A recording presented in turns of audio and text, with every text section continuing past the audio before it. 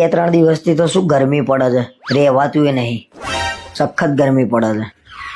ઉનાળો છે તો ગરમી તો પડે જ ને. અને બધું છોડો ને, હું તમને શાયરી કહું. સારું, તારે હમણાં હેડ તારી શાયરી. તો પહેલી શાયરી.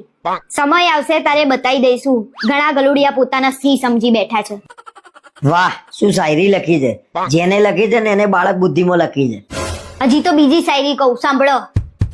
ભલે કોઈ ના સમજે તારી ને મારી વેદના, ચાલ ને આપણે સમજી લઈએ એકબીજાની સંવેદના. વાહ વાહ, સીધી દિલમાં વાગી હો. માં કસમ, બે એમથી એક શાયરી ભઠ્યો હોય તો.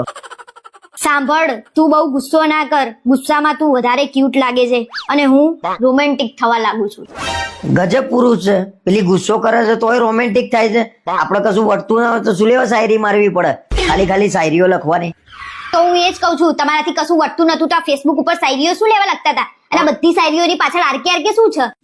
જો આરકે એટલે રણબીર કપૂર, અને રણબીર કપૂર નો હું ફેન છું. અને તારા મારી શાયરી કેમ વાંચવાની જ આવે છે? તમે વાંચવા માટે લખી છે અને વાંચવાની ના પાડો છો.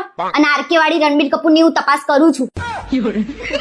આજે જ બધું ફેસબુક ઉપરથી ડિલીટ મારી દઉં જો ને. તમારે બધું ડિલીટ મારવું હોય ને તો મારી લેજો. મેં બધાના સ્ક્રીનશોટ લઈ લીધા છે.